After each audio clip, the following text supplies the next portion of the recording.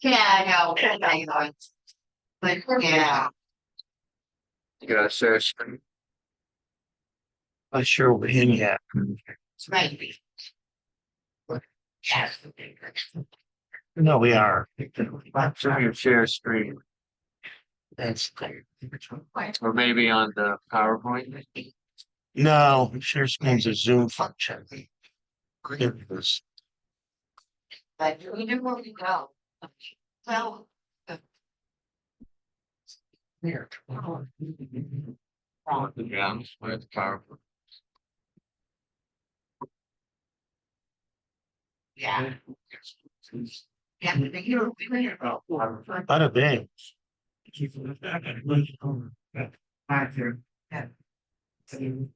right. Yeah, we want to turn off this camera. I don't know how to do that. We're not. Well, you know, at one point there's right next to it. Although they like seeing the presenter. Well, you can turn it on because it's just here. They'll see a bit of her. Is that a Todd? Want to push it on? Go ahead. You get a CPA and a sociology together. What do you get?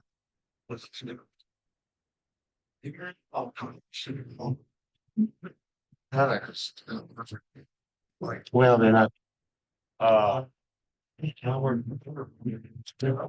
Nothing.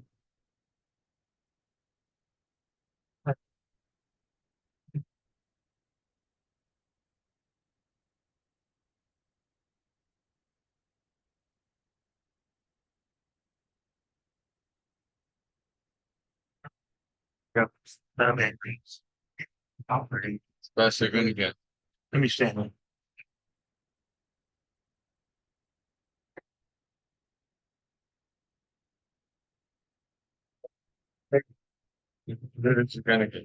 Okay.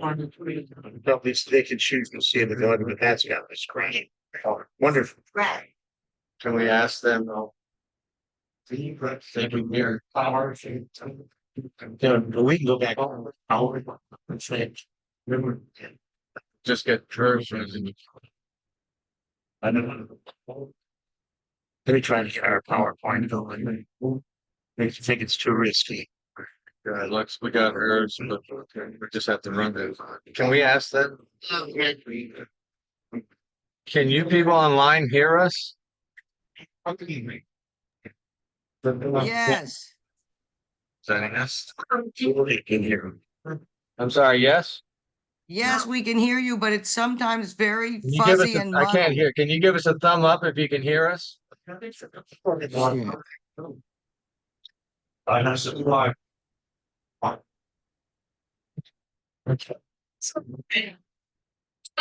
For canvas looking to see if you can figure it out.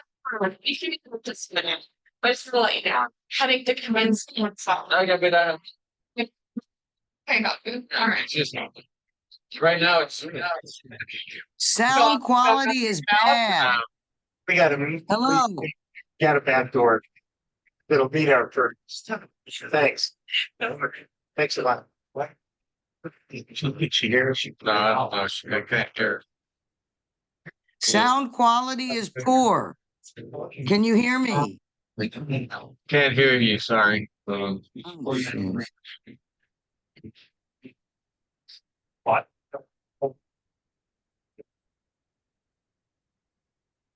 To your audio or something that you can allow on Zoom.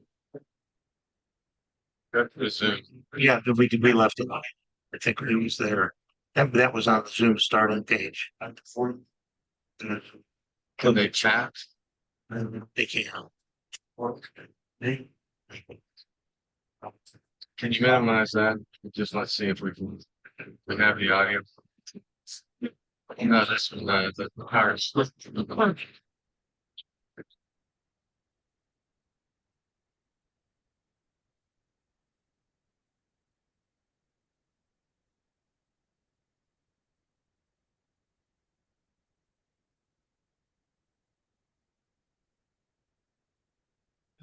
can't hear you at all.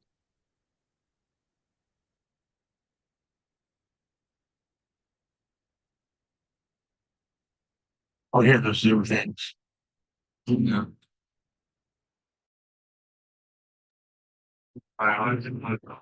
Just did that. It's a sham. Hearing you, good. Sound quality. All right.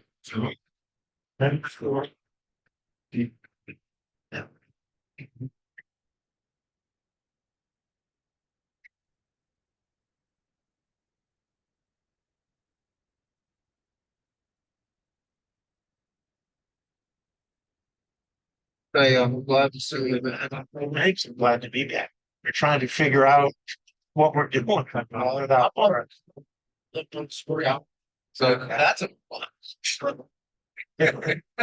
Well, except when the sound quality is more up there.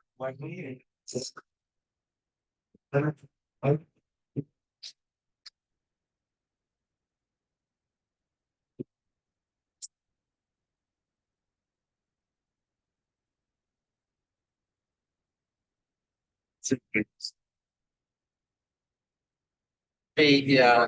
The Dennis suggested and say somebody can organize it first. Or it's just a plug in. We thought we could hire one of the sound guys. Just to help us get through that. I know my son is a recording engineer. And he also does gigs around. He finally gave up with on this and they bought all back their hours and it's they've got a better people around. It seems because he can run off his business. This doesn't look good with the I wasn't there. I was fault.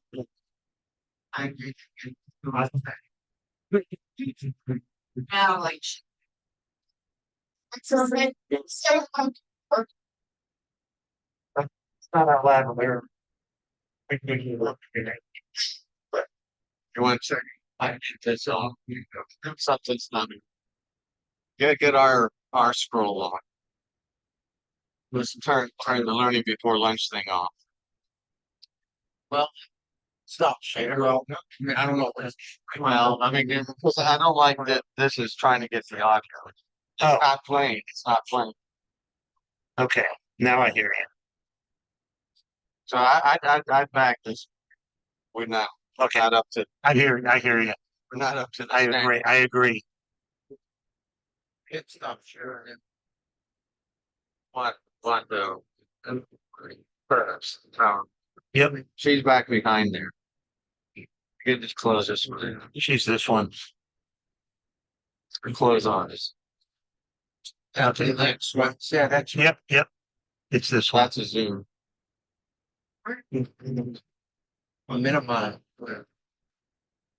Pretty good thing. Yeah. I'll sit down next. Yeah.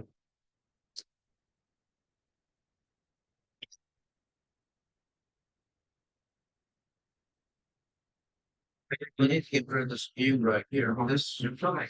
Yep. And I don't know how. Check out the chat, see if it's still working, and then accept this.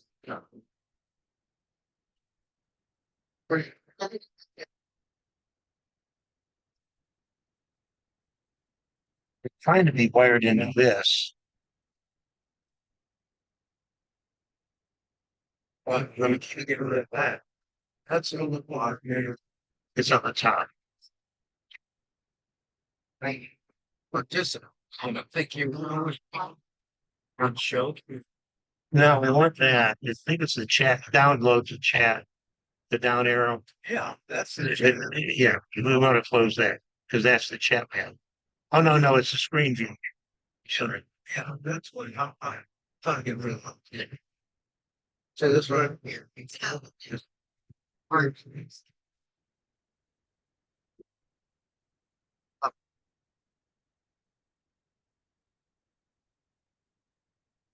You minimize it on far left. That's what I'm. Oh, yeah. Yeah, here. This.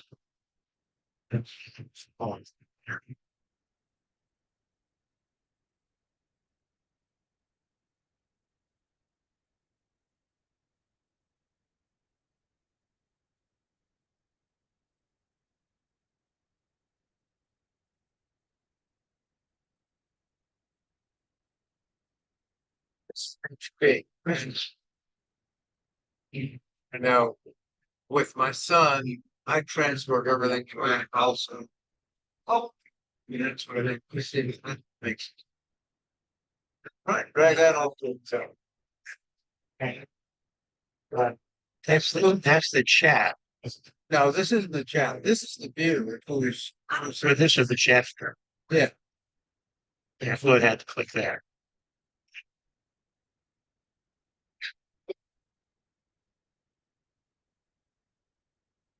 Minimize. Yeah, so there's a minimizer option.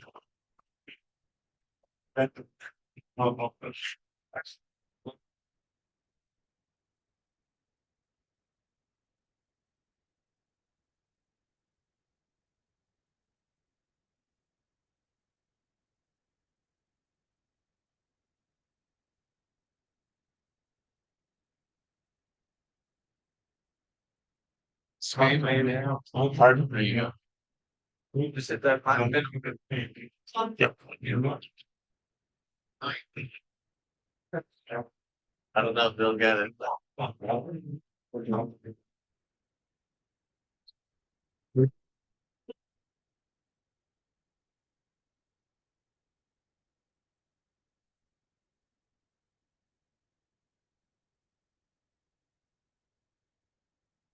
I want to turn it off, turn it on. It might be the answer. Which is on the side.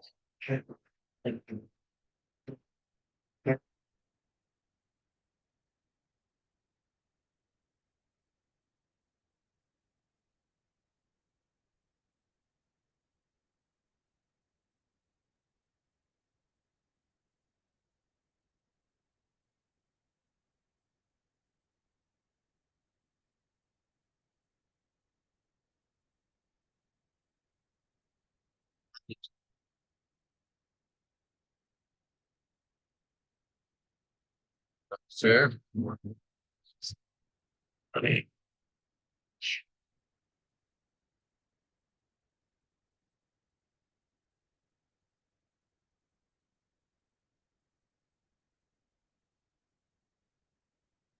Oh, we have to turn the recording off. Well. The time. Those are up.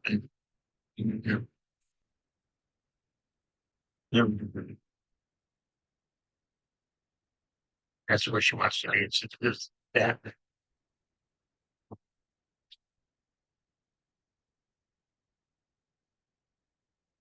No, I'm saying this is. Heard y'all are having trouble with the microphones? We're having trouble with everything. I think this works now. I use it. That one does. Yeah. We have a lavalier mic. Oh. Alright. So do y'all want to use the lavalier? We prefer the lavalier. Well, But we don't know how to. but 5 minutes, I would. I think we'll stop now because we So I think that goes. Yes, so this doesn't have the same radio frequencies that connect to the wireless mics. So it's like on a different set of radio frequencies. So I just need to plug in this and we just turn it on and then I can get it hooked up and clutch. I think we'll do that for between now and next week. Okay. Yeah, so I think that's, and then we'll find a time maybe to meet with you and Savannah. So Tony Victoria's already. It's all in there. Yeah, that week we'll have to ask for our purposes. Okay. Maybe we should. Yeah, because we started, we got people on Zoom. And we're gonna start writing Kim. We're OCD that way. OD and me. So you work for Marco and. Yes, Okay. I'm with auxiliary services. And so all that was Marco's. Yeah. Think we're running out of chairs. Okay, we got 10 more. Let me get a stack of chairs. We'll do that.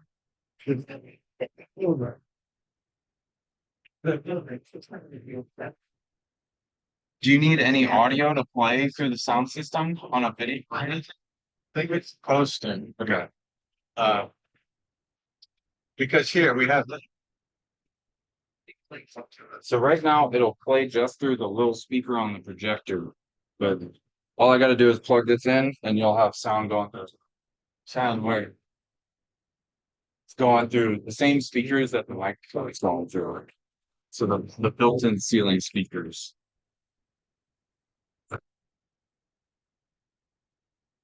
Yeah, and you don't have a port for it.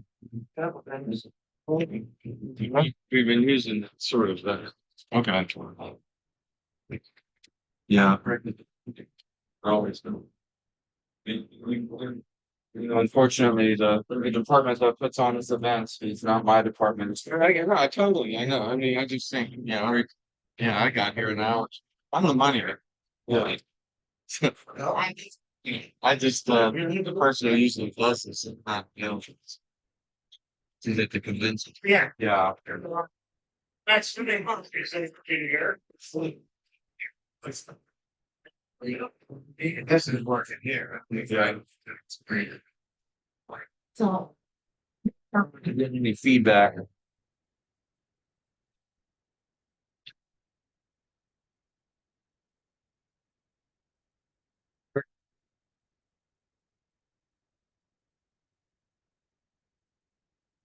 Scott, this, and didn't become good, but it's going.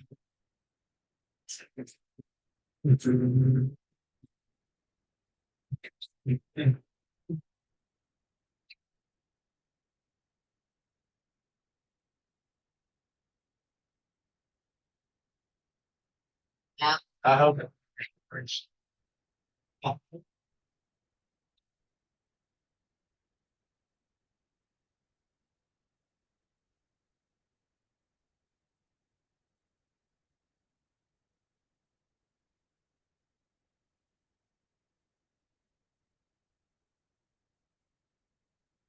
Too. So wants a copy of it. Sweet.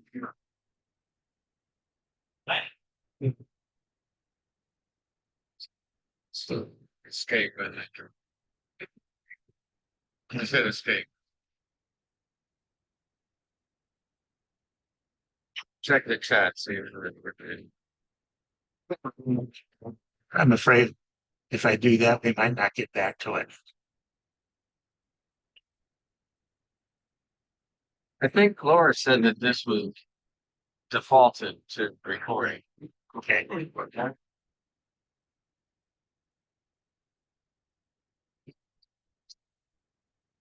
She'll be on the stage.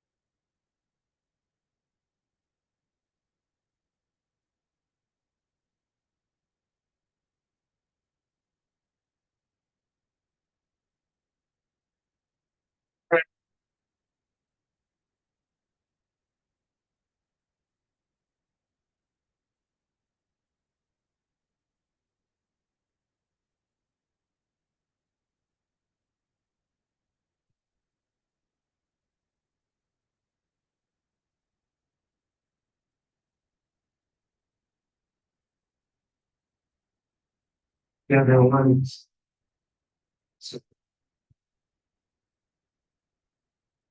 There are some additional chairs in front, and we can haul out more as soon as we've done the introductions. I'm Dennis McSeveny. I'm the president of the Board of Learning Before Lunch, and it's exciting to see a good crowd like we have here today. Welcome. First, thanks to the UNO Alumni Association and the university and its foundation. They're providing the space. They're providing us the coffee and the pastries. Tony Gregorio, the director of the UNO Foundation, he was helping move chairs, and I was drinking coffee and going back to work raising money.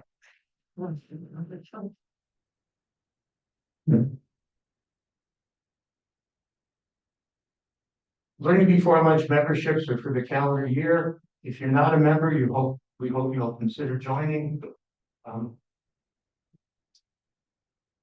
Dues are still only $25 for an individual for the year, $30 for a couple. Or if you prefer, we ask for a $5 donation per session.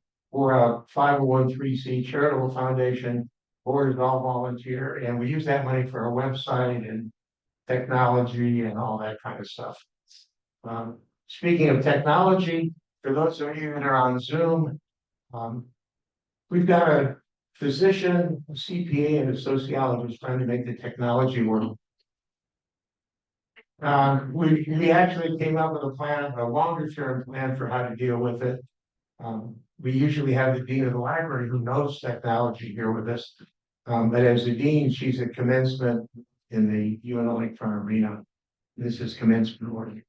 I asked you in the audience to turn off your cell phones or put them on mute or airplane mode.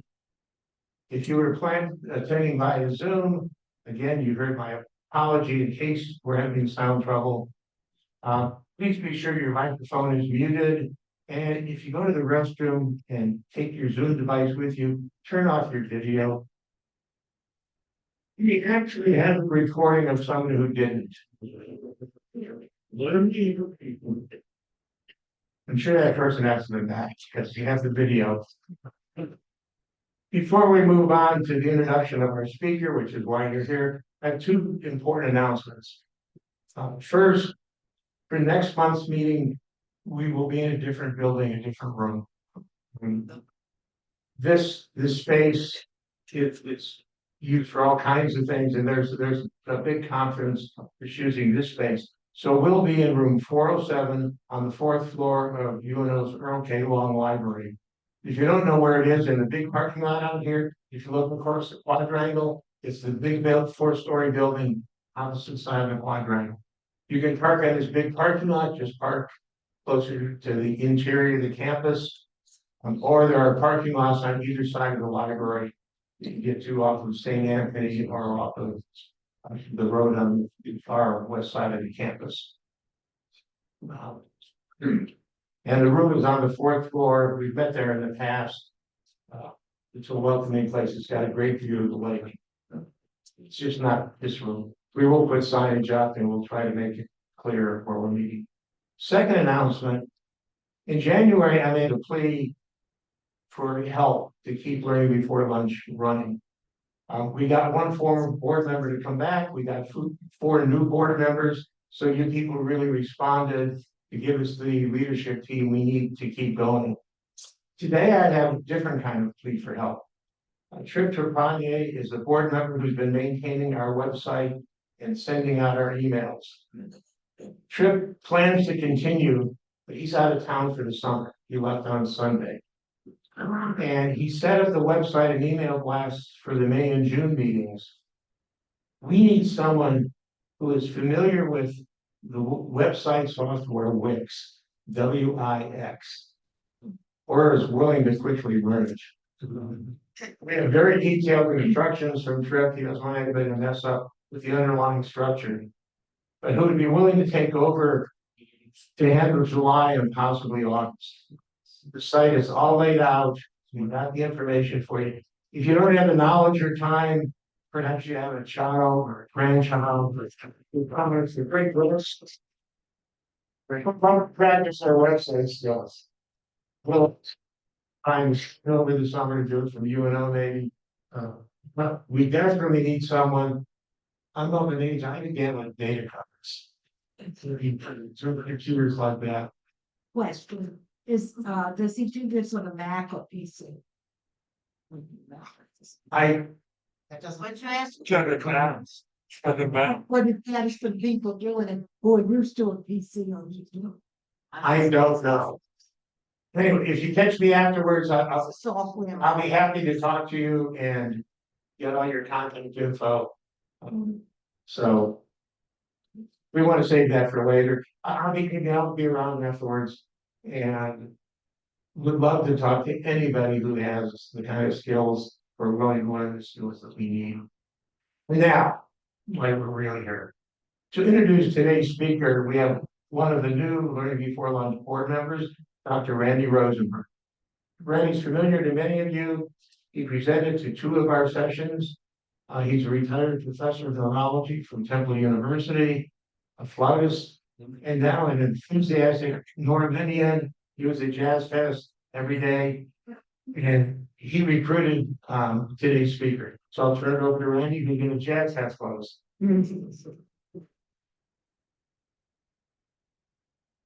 I am delighted to welcome Rachel Lyons today.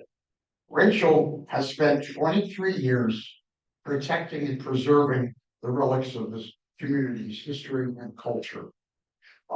She started with boxes and now has multiple facilities that serve as a robust source of research. She is a treasure.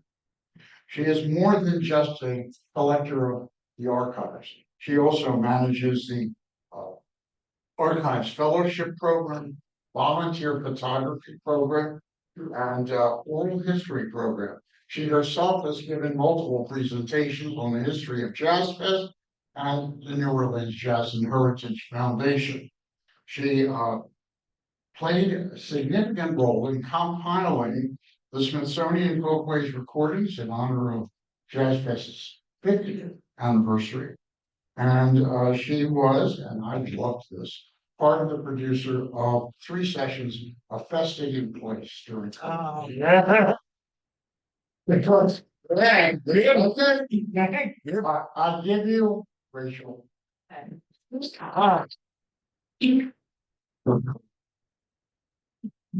Hello, everyone. So I'm just assuming everybody here, is already very well educated, about, Jazz Fest. I'm going to run through some slides. A lot of them are just because they're pictures that I love, and are gonna trigger the narrative. I don't know how y'all usually do it, but I'm happy to field questions, and also delay them if I think they're better answered later in the presentation, or we can save them all for the very end. And y'all can hear me okay with the microphone? And the Zoom people can hear me, do we know? That we don't. Oh, well, I hope you hear us out there. Yeah, we can hear you. So Loud of and course, like I said, these are just some of my favorite photos. And this one I picked especially because you know, the nature of the Jazz Fest is you know, it's seen as a really big music fest to those outside. This really reiterates the fact that it's a family event. And also, you know, New Orleans propensity for costuming, color, culture, you know, the festivities that exist in Louisiana year round. I love Google Maps. This really emphasizes, so the main Those office of us at Zoom cannot see the slides. for the Jazz and Heritage Foundation. Now, the fairgrounds up there, you know, we have put significant amount of work working with the fairgrounds to actually create a lot of infrastructure that helps to host the festival. Come Over the on, years, y'all of are course, so, field with nothing. And especially post Katrina, the foundation and the fairgrounds really worked together when they rebuilt to put in high degree of infrastructure in terms of plumbing, electrical that makes the build easier and easier, and that has happened over the years. And you can see all the paving that's actually out there. A lot of that never existed, but it has grown over the years. hello, can you hear us out here in Okay, the our ether founders. world? Of No, course, they George can't. Reed, So we're never gonna by get to see choice, the with pictures. Sister Gertrude Morgan. And then Okay. down here is Allison Miner and Quinn Davis, our current producer. Can I have a show of hands, people who know about Allison Miner? All right, I'm gonna give a quick tutorial on Allison. Allison was working at the Hogan Jazz Archive. Quinn was a student at the Hogan Jazz Archive. And when George Dean came to town, he asked for he asked Alan Jaffe, who can help with starting this festival. Alan Jaffe said, talk to Dick Allen. Dick Allen said, Allison Miner would be a perfect person for you. So when she went to go meet with George, she brought her then boyfriend, Quinn. So Allison is, she passed away, very young. I'll talk a little bit more about that later. But she was always very, culturally minded and historically minded. And she's the founder of the Jazz and Heritage Archive. Just because you can.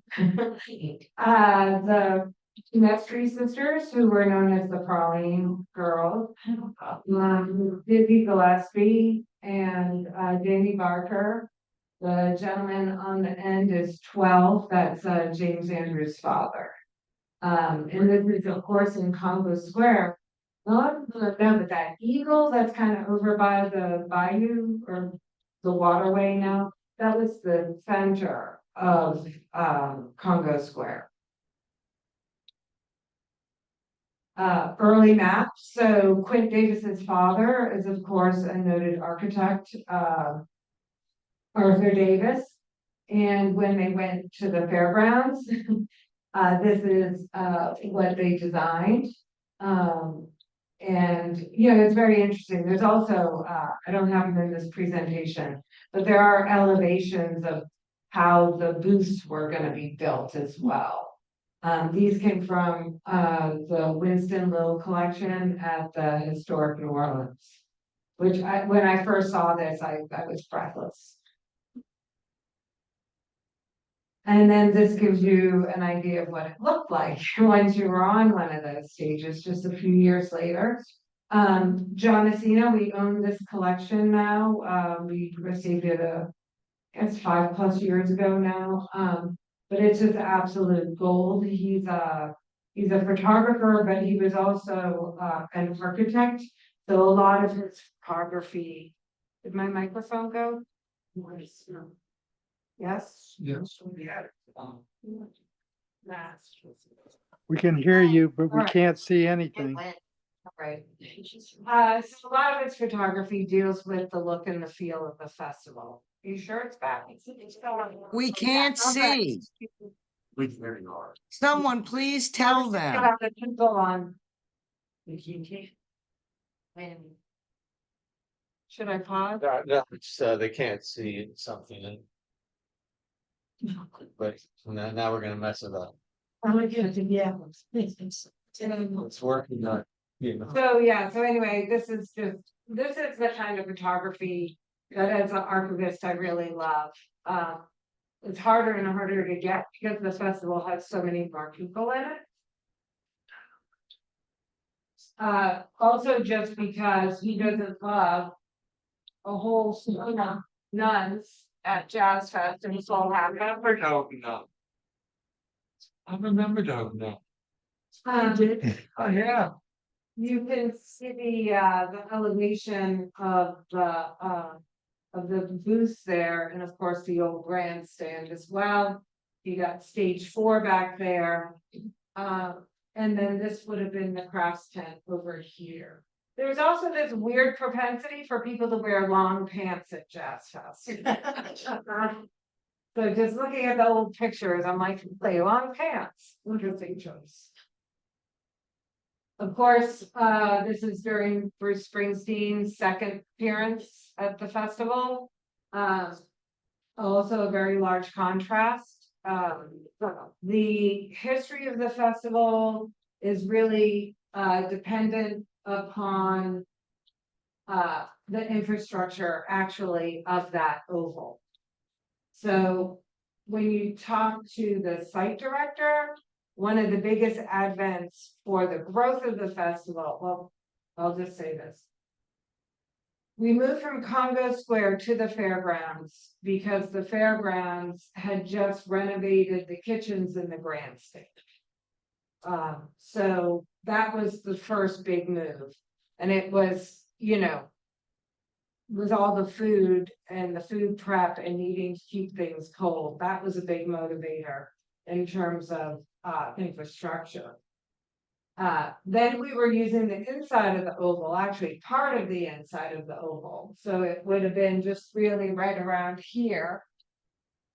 The second big advent was once we were allowed to build on the turf track. You know, the thing that people have to remember is $1 million horses are out there. And we turn it into a construction site. And you know, in my young days, before I worked there, I always walked around barefoot. Well, not always, but at times I did. And then I learned how many flat tires the golf carts get. So then I've never done it since.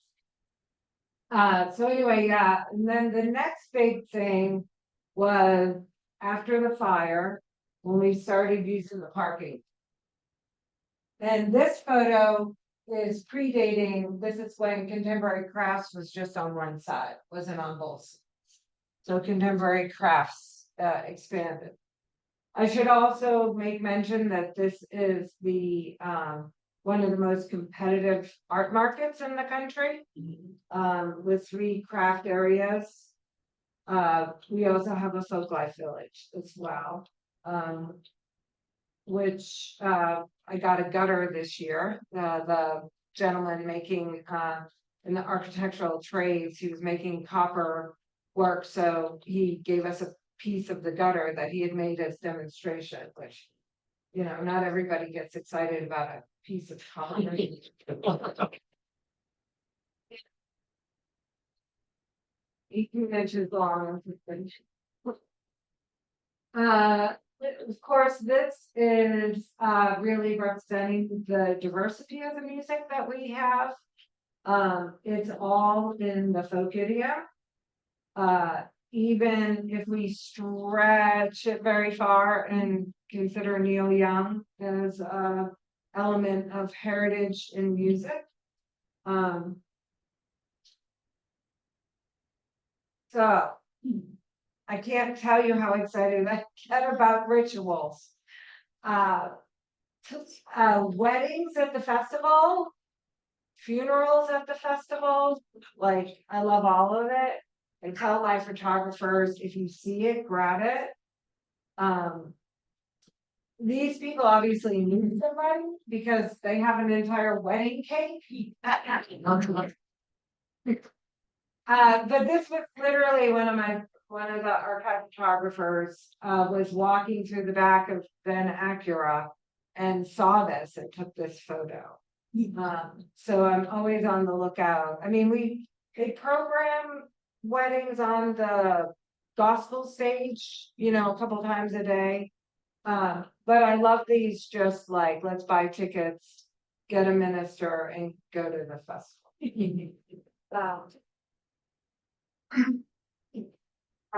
More of the culture here about Folk Life Village, we do program powwows. You look at the bottom of the cubes, it'll tell you parades and powwows. I'm a really big fan of what I call off the stages and around the grounds. And of course, you know, we do build an altar every year in the Folk Life Village. We have our beautiful photo of our praline vendor. This is how pralines are sold now. They're not sold by John and Claudia Demestri out of baskets. Well, although there's baskets. Food is enormously important, as you all know. Calvin Trillin actually wrote about the Food at Jazz Fest in Alice Let's Eat, his book from 1977. He talks about coming to New Orleans and going to Jazz Fest and then going to Moscas in that time. I wish actually, you know what, I need to memorize that quote because there's a great quote from Alice where she basically says something like, you're pretending to go to a music festival so you can eat.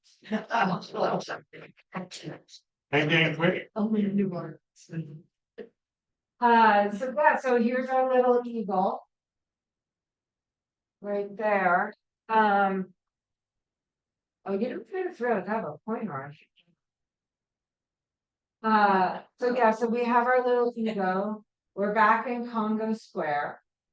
I use this piece to set for the Jazz and Heritage Foundation. Because a lot of people don't understand that the festival was originally incorporated as the New Orleans Jazz and Heritage Foundation. And it still remains an asset of the Jazz and Heritage Foundation. So, Question, Rachel? yes. Bruce Price. Oh, you want me to talk more about Bruce? Just a little bit, because he does have a little section there. Yes, you're right. All right, I'm gonna go back. So Bruce Price, was unfortunately, he originally was working, oh goodness, I'm about to go into the weeds. He was originally working, for Larry Bornstein and his gallery in the French Quarter. And Larry Bornstein, was actually the primary founder actually of Preservation Hall. So, Bruce was an artist and he was working with Larry. And of course, he did this very first poster. Well, there were numerous posters, but there were basically 3 posters from 1970. There was this one, and then 2 posters done by Noel Rockmore, which were both with Larry Bornstein. So this bohemian culture in the French Quarter in the late 60s was really big. And then he continued at the festival. There's a area adjacent to the Folklife Village, let's say across from the pies and the ice cream and the macaroons. And we have now renamed that area, but there were some founders that were there annually. So they came in every year, whereas all the other art areas, you have to apply and be juried to get in. So that whole area is now named in Bruce's honor. Yeah, he was the loveliest curmudgeon you could ever want. That's all. So here we are on our main offices for the foundation. So the first part of the building we bought was this corner. At the time it was, oh, you know, I'm gonna use this. That corner. That was the old Liberty Bar. And then we use this door to go upstairs. We still use 1205 North Rampart Street as our address, even though everybody goes it this way. But we own all this campus. And then this here is the Lean Center, which I'll get to a little later on. Here's our Lean Center. Have you, show of hands, anybody been to our concerts, workshops, lectures at the Lean Center? I encourage you all to join and get our emails. So the Lean Center is really dynamic. It's of course named for George Lean. We have our Don Jameson Heritage School of Music. It's a completely free music school that we run. About 900 kids annually, I would say, get instruction.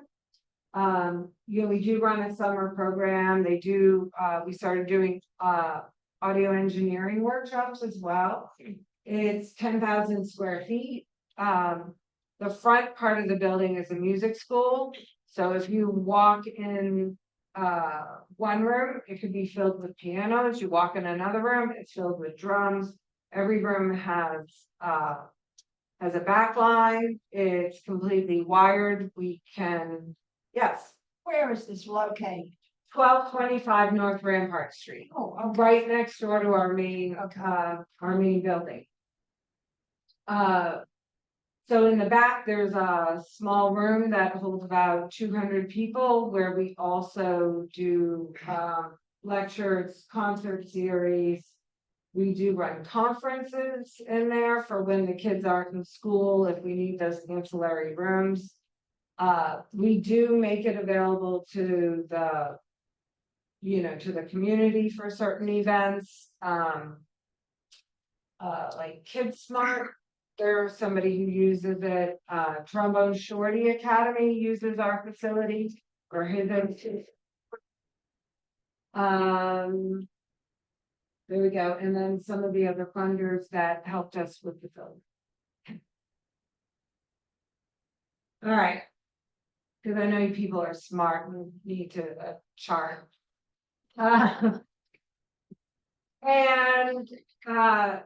And it just really explains sort of where what the whole umbrella is.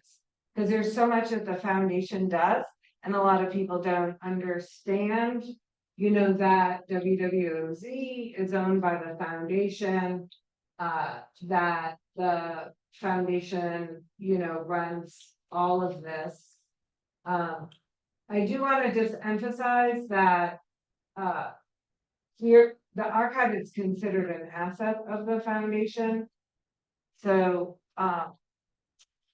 in 2004, it rained 6 out of 7 days of Jazz Fest. And the foundation was left with nearly $1 million in debt. So we went broke. And they got rid of everybody except for 3 of us. And that during that crisis, there was a big reorganization. And that's when they realized that the archive couldn't simply just be a program that could be cut, like a lecture or a festival. So the archive, Uzi, the Heritage School of Music, and the Jazz Fest are considered actual assets of the foundation. But then these are all the other areas in which we do our work. The foundation last year gave out $1.6 million in grants. During COVID, we did 3 rounds of emergency funding for musicians and the music community and Black masking Indians. And those were given out in $500 grants. We did 3 rounds of that. We also did our regular grant cycle as well.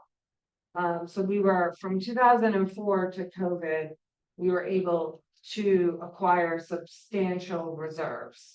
So we didn't actually stop working in the philanthropic capacity. And that included doing Zoom and online programming and virtual programming. For Jazz Festing in Place, that enabled WWOZ to raise, the 3 of them combined, they raised about $1 million. And that was using exclusive archival content. A question. Yes. When you said when it went bankrupt during that time, was there any talk about changing time of year? Because it is kind of the rainy season in April, and then changing the time of year of Jazz Fest. Was there any talk of that? Excuse me. Yeah, for that time, but I'm just curious. Right. It was only like very low ticket sales. There was a whole cascade of events. Yeah. And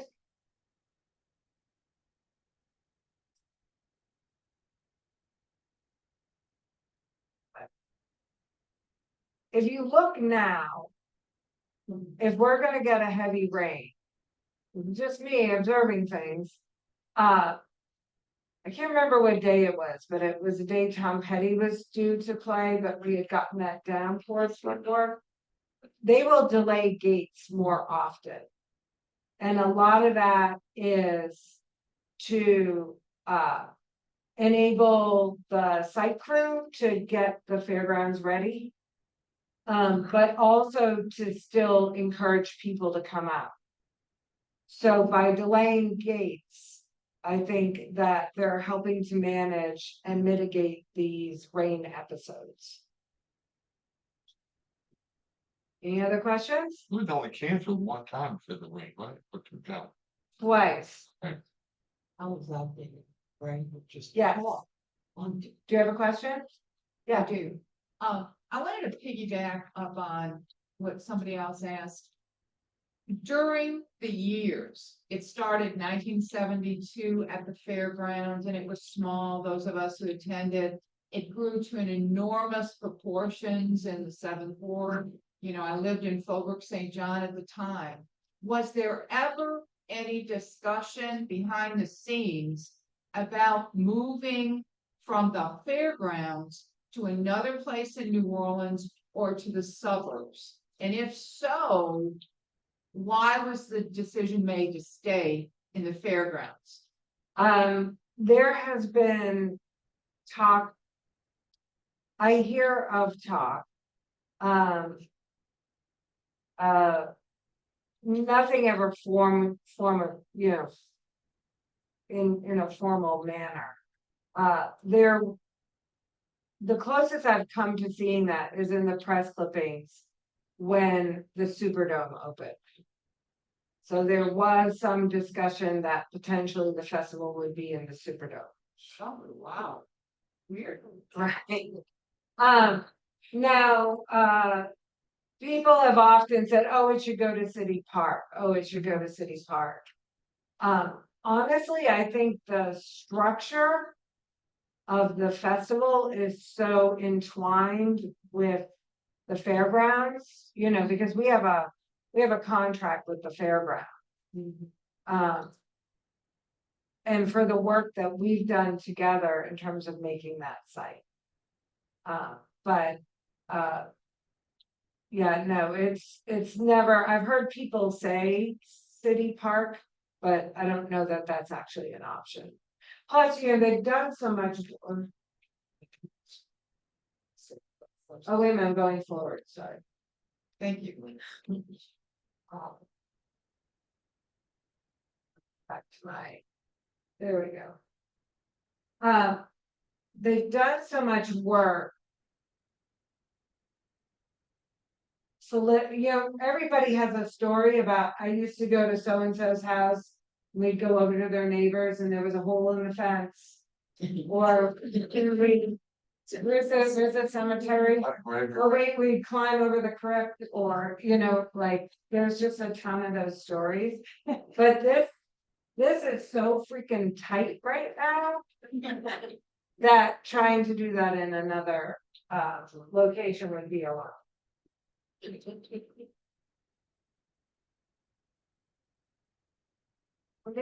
Foundation. All right, we're done with this slide, right? Yeah. So here we are, the archive. Look at me, the archivist. Here we have Allison Miner. And that was the first year of the Music Heritage Stage, which is now named in her honor. She was, as I said, she was very historically minded. She moved away. She was with the festival till 76. She got married, moved away, and went to Cleveland. She has 2 sons, who I saw Jonathan, he was here first weekend. She died of a very rare form of bone cancer when she was 46. Now, when she went back to New Orleans, it was in advance of the 20th festival, so that would have been 1989. And that was when, you know, I can't tell you how many archives start on the cusp of an anniversary. You know, actually, believe it or not, Carnegie Hall didn't start their archival program until they were getting ready for their 100th. So I consider this one lucky. So she really did a lot of work starting, so that's when she started recording the music heritage stage. So those recordings are in the archive. And they number over 1,000 now. She started collecting photography. So when I started, there was sort of this core of a collection. After she had passed, Ian Hardcastle donated this building, which I actually need to update that picture. We need to get a better one because we just renovated the building. So when I came in, it was just a pile of boxes in the building. And it's 1,000 square feet. About a third of it is this room for storage. Oops. Third of it is that room for storage. Or our storage. Sure, 901 Toulouse Street, corner of Toulouse and Dauphine. If we have long live New Orleanians here, it's the old Salmi's hardware building. And as I said, this is more or less what it looked like when I got there. This furniture wasn't there, I had to borrow it. I had to buy it. And we literally started with handwritten inventories. So these are 2 offsite storage areas in town. So, and these have grown. I mean, it's the public storage, you know. So we don't put anything fragile in these 2 spaces. They're air conditioned, which is great. And then down here, that was that was crazy. That was the inaugural. So Dolores here is 5 foot tall. So that's why she's standing in the picture. She works with us part-time now. These are all the OZ reel-to-reels that were in the archive when I got there. So these date to the very beginning of OZ. We brought them all back because we got a grant from FEMA post-Katrina to get them all digitized. So we did a significant amount of work on that. And then additionally, we acquired Michael Murphy's collection. Michael's a native New Orleanian who filmed Jazz Fest or recorded Jazz Fest just about every year from 1989 to 2000. So he was the one who would go around, he would find a sponsor for Jazz Fest that would underwrite the production, and he would be creating content. So the first years was with NHK in Japan, but he's also worked with a whole variety of other places. About half of the collection is Jazz Fest, the other half of it is other roots music oriented materials. It also, unbelievably enough, includes the Pop Odyssey tour of In Sync at the Superdome. So I'm happy to have Justin Timberlake with us. But this is a collection that we're currently working on digitizing. Like I said, it's about 5,600 tapes. Some of them are safeties. So we're doing a lot of work. It's very hard to work with a collection that's in Los Angeles, but we're doing it very well. And we have 2 people with keys at LA to our vaults. What do we collect? So, principally any activity of the Jazz and Heritage Foundation. We will tip into other materials as long as they're related. We're not here to compete with other established collections. So like the Hogan Jazz Archive, you can have your wax cylinders or all your other older materials. But we do collect a whole host of information. It's not just audio video. You can see we have you know, our founding documents, we need to keep, you know, some of the legal aspects and the fiduciary aspects of the foundation. We collect singular collections as well. Yeah, I can't tell you, I mean, at least on the top of my head, at least 3 people have sent me boxes of photography.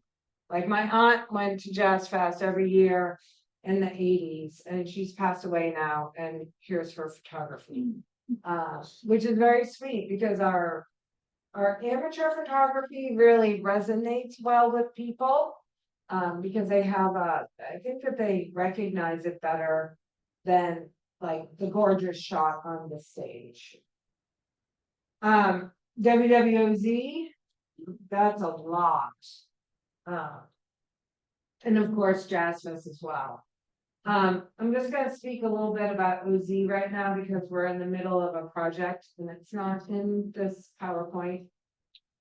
We were approached, I guess about 6 months ago or so. They're starting the American Archive for Public Broadcasting. It's a co-project of the Library of Congress and WGBH. They received a $16 million grant from the Mellon Foundation, and they approached us about digitizing early OZ materials. So we have, over the years, OZ will come and give us boxes. Here's a box, here's 5 boxes, here's 12 boxes.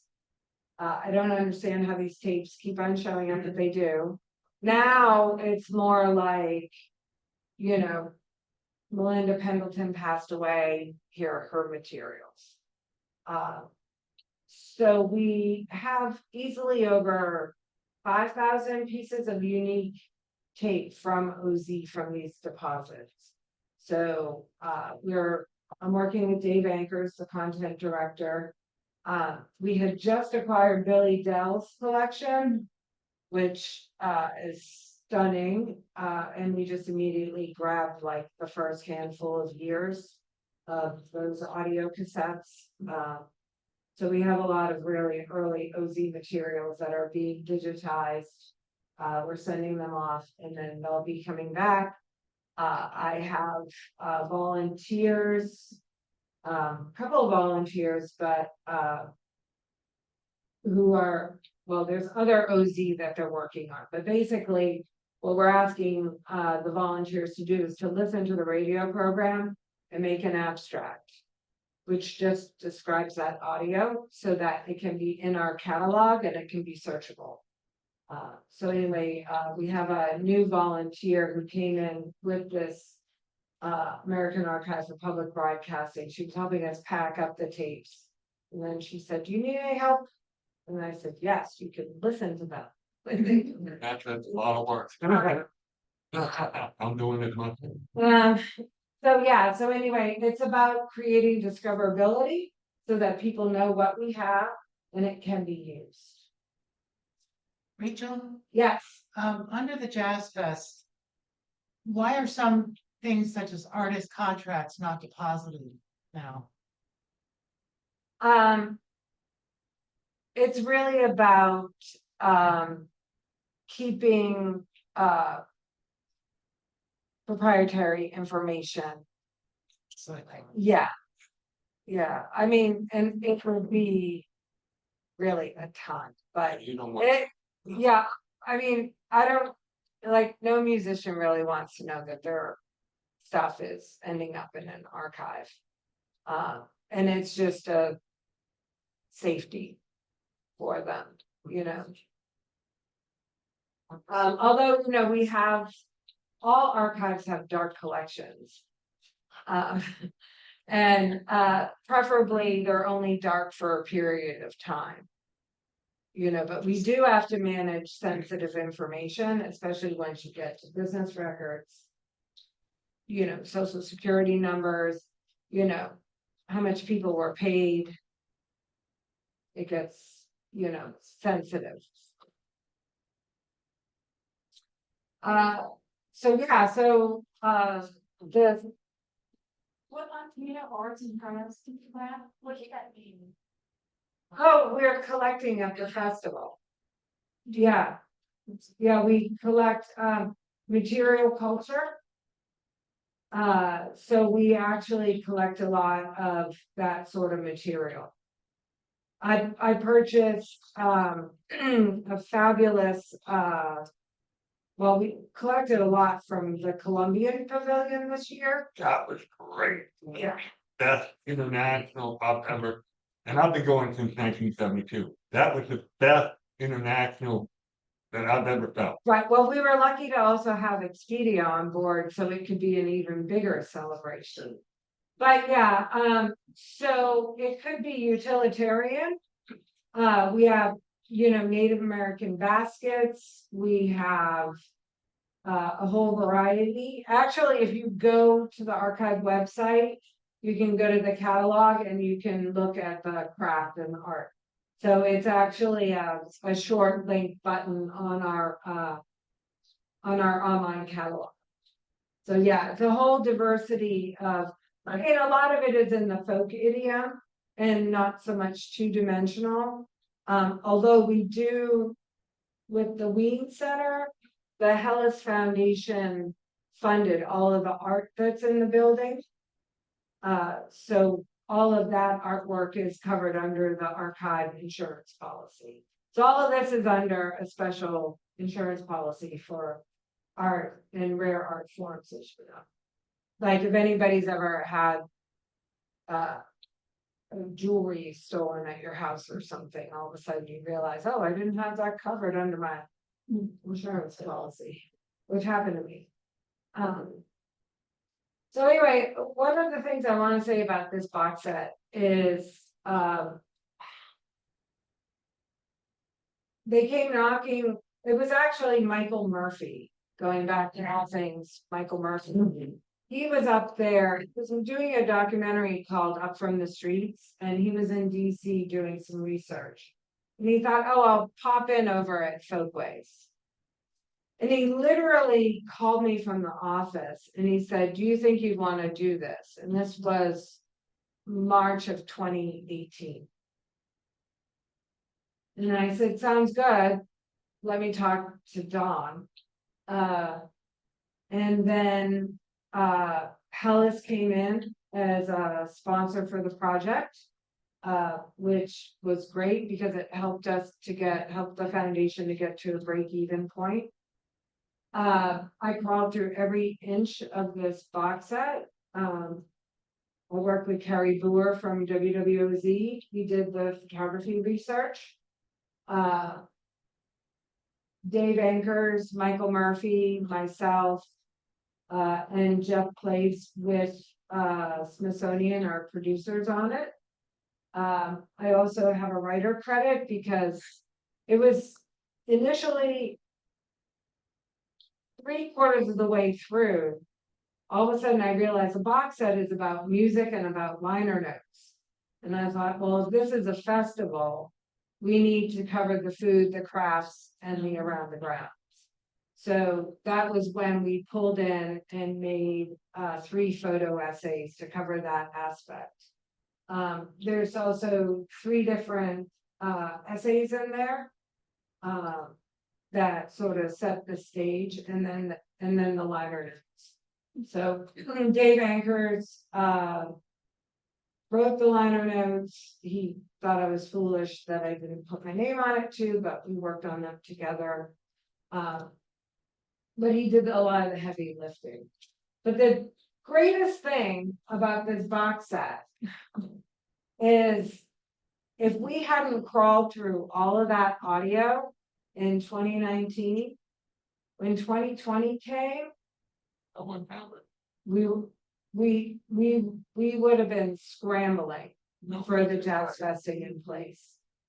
Dave Anchors called me in February of 2020, and he said, "Are you thinking what I'm thinking?" I said, "Yes, I am thinking what you're thinking." Because Italy was blowing up with COVID. And so we had an idea it was coming. So anyway, this really helped us enormously. Because we had to figure out what 50 tracks that were in the archive that we were gonna put into the jazz festival place. So yeah, so anyway, so you can see we have our jazz festing in place. Also, I should have, so we actually won an Emmy for this, which is crazy. So there's an Emmy with my name on it, archive. Irma, My Life in Music came out. And is that the last slide? I guess that's the last slide. Yeah. I could keep going, but yeah, go ahead. Question as an ex social studies teacher. Okay. You know, there were many times that I used the trunks from the World War II museum, you know, the archives, they sent them to you and the kids would wear the little white gloves and everything. Does your organization do any of that, like sending kits to schools that they can apply for or anything like that? You know, we're not doing that at this point. We, like as staff, were talking because, you know, we have this Heritage School of Music. One of the frontiers I want to crack is to embed some of the archival materials into the Heritage School curriculum. Also, I think that we would greatly benefit from some sort of a education curator that could work across the programs. That's like. Yeah, so your museum had for years. exactly, yeah. We have, you know, we have such a small staff. There's 14 of us, I think. We have in the archive, I also have a digital collections manager. We're actually starting in 2018, we started a digital archive, like completely bootstrapped. So yeah, no. I was just thinking, like, I used to teach for years in Jefferson Parish. Right. And so many things are, and I live in New Orleans, but are New Orleans centric. And really, people from Jefferson go out to the Jazz Fest. It's sort of like building your next audience 20 years down the line. Exactly. That's all I have to say. Yeah, no, you're right. And it's something that I'm especially astute to. And I think our new development director is also very keen on expanding what we do in terms of education. I just heard a rumor or story about the foundation does not fully own the Jazz Fest, that you all brought in outside investors. Is that true at all? Nope. So the price. No way. What's that? The price increase was all done by the foundation Price increase. through the years. It used to be cheap. So I'm gonna speak a little bit historically about that. So, and I probably should have said this very early on in the slide presentation. So initially, it was known as the New Orleans Jazz and Heritage Festival and Louisiana Heritage Fair. And the festival was the nighttime concerts, which we held until 2004. But the drift of it became just the Jazz Fest. Historically, it was meant to be something to do during the day for all the people that were coming in from out of town. And I do want to also say that the start of the festival was to drive tourism. It always was. People have this other mythology, but it was really the Hotel Motel Association to bring in tourism. And specifically, they had it in what was then called Beauregard Square because it was adjacent to the port. But the drive and the increase of the ticket prices, and every single time the ticket prices are increased, it is approved by our board of directors. Like it doesn't go anywhere. Like the producers, Quint Davis, who's head of Festival Productions, our longtime producer who is partnered with AEG. All of that has to be approved by the foundation. And of course, you know, the foundation's at a point where we're reinvesting all of that money back into Louisiana communities and into this other programming. So while the board is still very cost sensitive about that, they're also very mindful of the fact that that's what is driving this other work. You know, the foundation gives out more money than the Grammy Foundation. Wow. Wow. I didn't know that. So I'll give you a little context. Yes. I was curious, how many people visited this year? Jazz Fest? How many of those were gas gap tickets? For what? Gas gap. What is that? Ask, what is that? Yeah, artists, performers, musicians. How many of those? Yeah, those are. How many of those? Freebies. No, how many of those? Yeah. What do you? Act up, didn't you? So a performer can buy tickets. You don't give performers free tickets, right? No, not, I mean, if they're performing, they come in. They don't pay $20 for a ticket. No, if you're performing, you get a ticket that day. I mean, you get entry. If you buy tickets. They're not in a discount. Yeah, no, they're not at a discount. We give out community outreach tickets to nonprofits. But we don't, but there's not a discount. Gas gap numbers will get a discount. Not that I'm aware of, I've never actually heard that. Okay.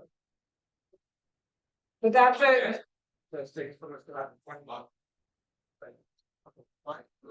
They have that, I told me. No. all right, well, I have something to ask about at the board meeting. I thought who you now put in. I don't have time for one or two more questions. What is your vision for the archives, the future, what do you want to do? Oh. So the foundation owns a lot. Unfortunately, the history of the lot. But there's a lot in Tremay that the foundation owns. And I would love to reinvigorate that lot, build back something very similar to the historic building that was there. And I would love for the archive to be there. It's 2 blocks from the main office. It's right across from, it's on the corner of St. Philip and Henriette DeLille. And then we could consolidate all of our offsite storage to that location. Yeah, that's my dream. Yeah.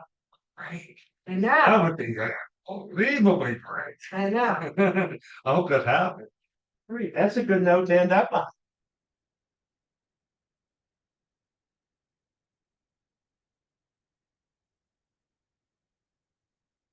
Just a few quick announcements. Before we do that, in the Learning Before Lunch tradition, we want to give our speaker a logo, Learning Before Lunch logoed umbrella. Doesn't need it now, but probably later today or tomorrow. Yeah, thank you. Thank you, Rachel. As she was talking through this, I was thinking about UNO's thread through it.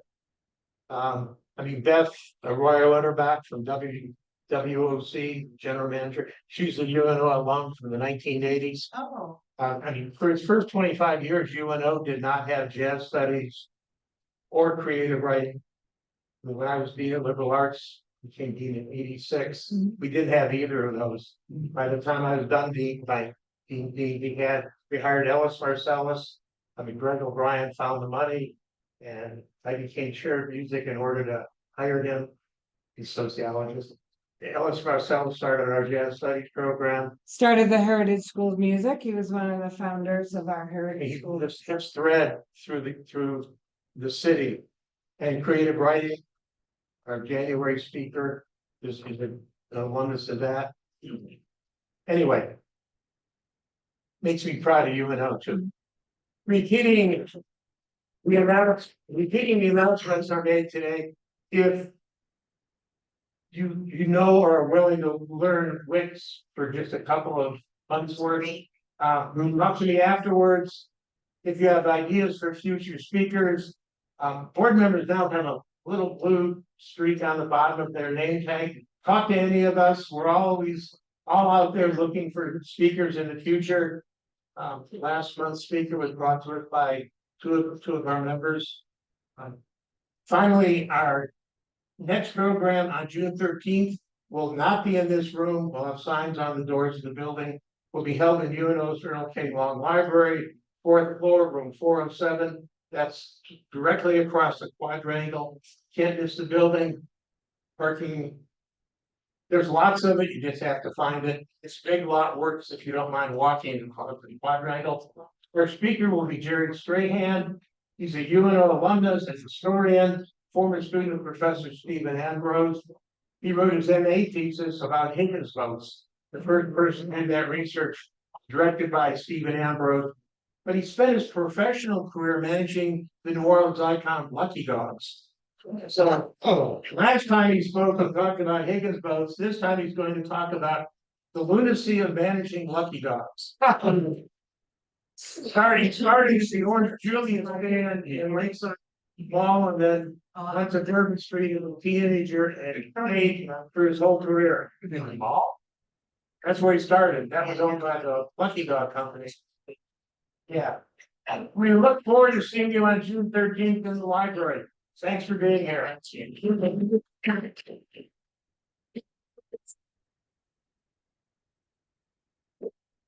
To give you some feedback, I had a friend with daughter there. And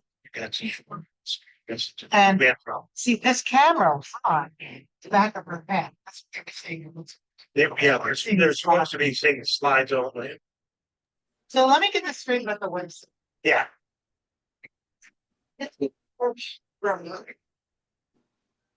Couple of updates.